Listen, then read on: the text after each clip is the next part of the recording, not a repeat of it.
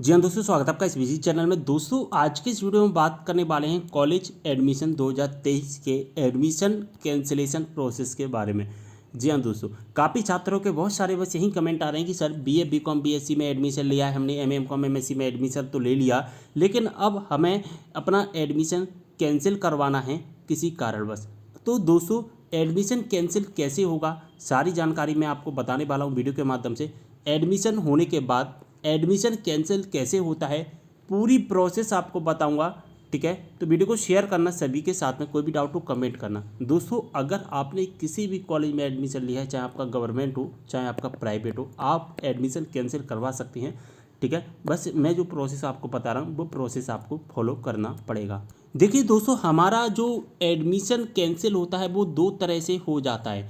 दो तरह से मतलब कि या तो हमारा जब एडमिशन हो रहा होता है, यानी कि जब काउंसलिंग प्रक्रिया चल रही होती है, जैसे कि काउंसलिंग प्रक्रिया, जैसे कि हमारे एमपी की अगर हम बात करें, ई प्रवेश के माध्यम से इसके एडमिशन होते हैं। ठीक है, ई प्रवेश के माध्यम से इसमें फर्स्ट राउंड हुआ है 2023 की अगर हम बात करें, लेटेस्ट मैं आपको अपडेट बता रहा हूँ। इसके बाद CLC 1 2 3 4 5 6 7 8 राउंड हुए हैं, यानी कि 8 राउंड हुए हैं।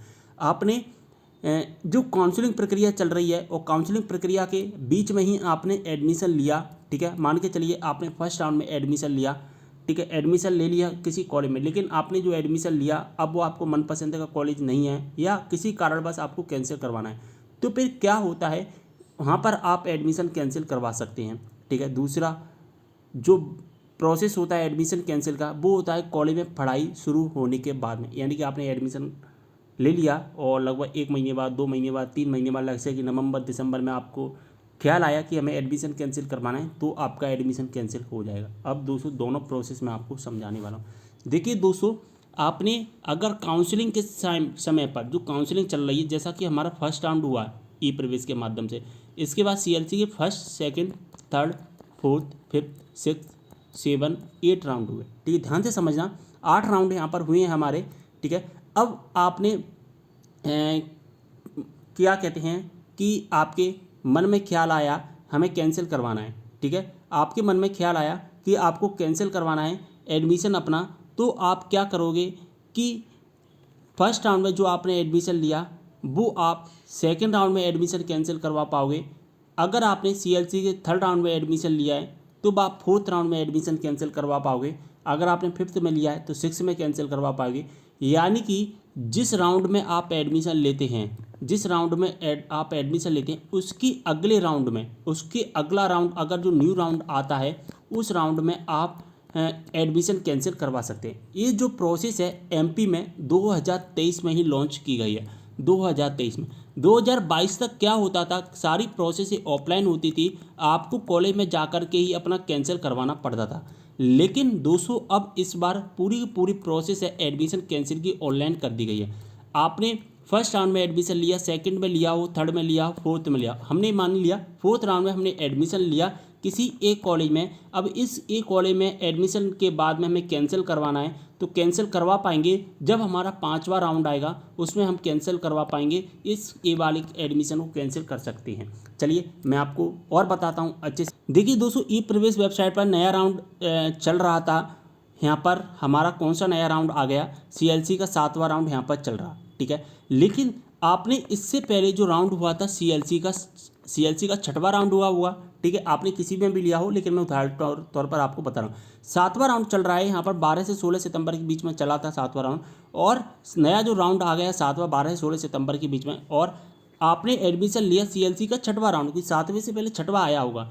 तो आपने जो 6वें राउंड में एडमिशन लिया है, इस राउंड में जो कॉलेज में एडमिशन लिया है, जिस कॉलेज में आपने एडमिशन लिया, इस कॉलेज का जो एडमिशन कैंसिल आप 7वें राउंड में करवा पाएंगे। तो इसके लिए क्या होता है कि जो नया राउंड आता है, उस नए राउंड में जो लिंक अवेलेबल करवाई जाती हैं आपके लिए, उस राउंड में एक लिंक है आपको प्रोवाइड करा दी जाती है। कौन सी लिंक होती है, यहाँ पर सबसे नीचे जैसा कि देख भी पा रहे हैं, ऑनलाइन एडमिशन कैंसिलेशन। मैं MP की यहाँ पर बता रहा हूँ। ठीक है, MP के कॉलेजेस की, तो ऑनलाइन एडमिशन कैंसिलेशन की यहाँ पर एक लिंक आ जाती है, और इस लिंक पर क्लिक जैसे ही आप करते हैं तो registration number, date of birth, password मांगता है। ये सभी चीज़ें फिल करने के बाद आप अपना एडमिशन कैंसिल करवा सकते हैं। ठीक है, ये एमपी की बता रहा हूँ, लेकिन ये जो प्रोसेस होती है सभी कॉलेजेस में होती है।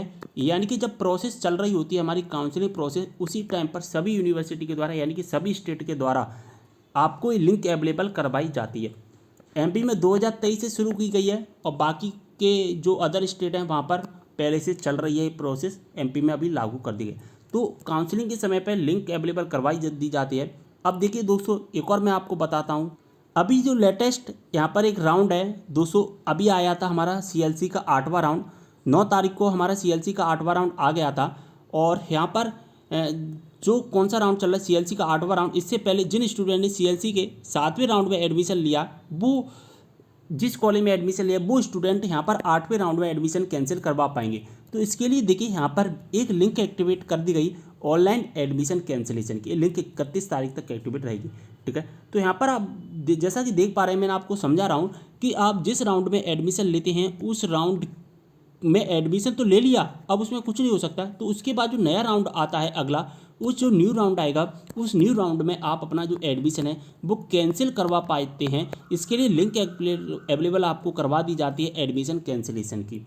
ठीक है, एडमिशन कैंसिलेशन पर जैसे ही आप क्लिक करते हैं आपके सामने इस तरह का इंटरफेस आ जाता है। यहाँ पर आप अपना registration number, date of birth, password, captcha code, view details पर क्लिक करके आप अपना एडमिशन कैंसिल करवा सकते हैं। वहाँ से आपका जो एडमिशन है पूरा का पूरा कैंसिल हो जाएगा। अगर दोस्तों आपको इसके आगे का प्रोसेस नहीं पता तो आप मुझे कमेंट कर सकते हैं, मैं आपके लिए पूरा सेपरेट वीडियो बना दूंगा, उसमें मैं आपको बता दूंगा कि एडमिशन कैंसिलेशन फॉर्म हमें कैसे भरना है। अब देखिए दोस्तों, आपने क्या किया, एडमिशन कैंसिलेशन फॉर्म आपने सबमिट कर दिया। सबमिट करने के बाद में आपने जिस राउंड में जो फीस सबमिट की थी, मान के चले आपने फर्स्ट राउंड में एडमिशन लिया, सेकंड राउंड में आपने फर्स्ट में एडमिशन लिया, अब जो एडमिशन कैंसिल करवाया यानी कैंसिलेशन फॉर्म तो आपका दूसरे राउंड में ही भरेगा ना। तो आपने जो फर्स्ट राउंड में फीस जमा की है तो उस फीस को आपको कैसे रिटर्न मिलेगी, यानी कि आपकी जो फीस है वो आपकी रिटर्न मिलेगी या नहीं मिलेगी। तो दोस्तों मैं आपको क्लियर कर दूं कि आपकी जो भी टोटल फीस होती है सारी की सारी फीस रिटर्न कर दी जाती है, बस उसमें 100 रुपये माइनस कर दिए जाते हैं। आपने 1000 रुपये सबमिट किए तो माइनस 100 रुपये करके आपके 900 रुपये सबमिट कर जो कि आपको रिटर्न कर दिए जाएंगे। लेकिन अगर आपने किसी योजना के अंतर्गत जैसे कि 10 रुपये प्लस एनरोलमेंट चार्ज जमा किया तो वहाँ पर आपकी रिटर्न नहीं होगी फीस। लेकिन आपने अगर 1000 रुपये पेमेंट किया है तो वहाँ पर आपका माइनस 100 करके 900 रुपये का पेमेंट रिफंड कर दिया जाता है। और जो पेमेंट कहाँ पर रिफंड होता है वो ओरिजिनल पेमेंट मेथड में होता है, यानी कि जिसके माध्यम से आपने पेमेंट किया था उसी अकाउंट में, आपने जिस अकाउंट में यानी कि एमपी ऑनलाइन के अकाउंट से पेमेंट किया तो एमपी ऑनलाइन के अकाउंट में, अगर आपने यूपीआई से किया तो यूपीआई के अकाउंट में आपका जो पूरा पेमेंट होगा वो आपका रिफंड कर दिया जाएगा। ठीक है, बात समझ में आ गई होगी आपके। तो मैंने यहाँ पर सारी जानकारी बता दी कि जो एडमिशन काउंसलिंग के समय हमें एडमिशन कैंसिल कैसे करवाना होता है, बता दिया मैंने कि आप जिस राउंड में एडमिशन लेते हैं उस राउंड में तो अब एडमिशन हो जाता है, लेकिन इसके बाद जो नया राउंड आता है उस राउंड में कैंसिलेशन का एक लिंक अवेलेबल करवा दिया जाता है। इस लिंक पर क्लिक करके इस फॉर्म को सबमिट करना होता है और आपका जो फॉर्म होता है पूरा पूरा कैंसिल कर दिया जाता है। ठीक है, और आपकी जो फीस होती है वो भी रिफंड कर दी जाती है। इसके बाद में दोस्तों कॉलेज में जब हमारी पढ़ाई शुरू हो जाती है तो पढ़ाई शुरू होने के बाद में हमें अपना एडमिशन कैंसिल कैसे करना होता है वो भी मैं आपको बता दूं। देखिए दोस्तों, एक अपडेट दे रहा हूं मैं, अगर आपका जो एडमिशन हो गया है और अभी फ़िलहाल काउंसलिंग ही चल रही है, यानी कि 14 अक्टूबर अभी फ़िलहाल लास्ट डेट रखी गई थी, तो इसका 15 दिन का आपको एक्स्ट्रा गैप दिया गया है, यानी 15 दिन का। यानी कि अगर आप अभी भी एडमिशन कैंसिल करवाना चाहते हैं तो 30 अक्टूबर तक एडमिशन कैंसिल करवा सकते हैं। अगर इसकी लास्ट डेट आगे बढ़ती है तो मैं आपको वीडियो के माध्यम से अपडेट करूंगा, लेकिन फिलहाल 30 अक्टूबर इसकी लास्ट डेट रखी गई है एडमिशन कैंसिल करने की। ठीक है, इसके बाद में कॉलेज में पढ़ाई शुरू होने के बाद यानी कि जो काउंसलिंग के समय प्रोसेस होती है कैंसिलेशन की, उसकी डेट निकल जाती है।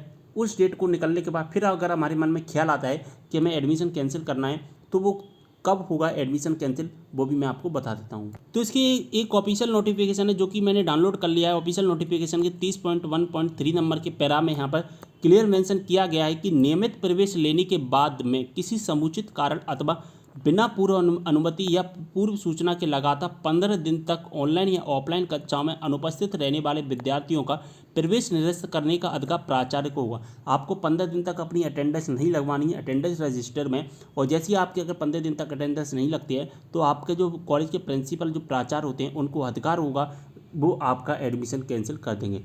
प्रवेश निरस्त करने से पूर्व संस्था द्वारा विद्यार्थी अभिभावक को अनुपस्थिति की सूचना प्रदान करने के कारण जानना होगा। यानी कि जो जब कैंसिल होगा आपको बुलाया जाएगा, आपको वहाँ पर पूरी डिटेल्स बतानी होगी कि आपने एडमिशन कैंसिल करना क्यों चाहते हैं, या आप 15 दिन तक अटेंडेंस क्यों नहीं लगवाई, आप 15 दिन तक कॉलेज में क्यों नहीं आए। ये सारी चीज़ें होती है वो कॉलेज के पर डिपेंड करती है, यानी कि सारा का सारा काम कॉलेज के प्राचार्य के द्वारा किया जाएगा। समझ में आ गई आपको सारी की सारी बातें। अगर आप काउंसलिंग टाइम पर करवाना चाहते हैं तो काउंसलिंग के टाइम पर कैंसिल हो जाएगा, अगर आप बाद में करवाना चाहते हैं तो बाद में भी आपका कैंसिल कर दिया जाता है। और दोस्तों अभी मैं जैसा कि मैंने आपको बताया कि आपकी फ़ीस रिटर्न होती है वो 100 रुपये माइनस करके आपकी जो फीस होती है वो फीस रिटर्न कर दी जाती है। आपने 1000 रुपये पेमेंट किया तो उसमें से 100 रुपये माइनस करके आपका 900 रुपये ओरिजिनल पेमेंट मेथड में आपका पेमेंट जो कि रिफंड कर दिया जाएगा, आ जाएगा पूरा। इसके लिए लगभग टाइम तो लगता है, जैसे आपने आज किया कैंसिल तो उसका 10 से 15 दिन का आपको वेट तो करना ही पड़ेगा, ये सारी प्रोसेस होने। ओके, उम्मीद कर रहा हूँ पूरी इन्फॉर्मेशन समझ में आ गई है। वीडियो को शेयर कर देना है, कोई भी डाउट को कमेंट करना, इंस्टाग्राम पर फॉलो कर लीजिए, लिंक आपको डिस्क्रिप्शन बॉक्स में मिल जाएगा। मिलते हैं वीडियो में एक और जानकारी के साथ, तब तक के लिए बाय।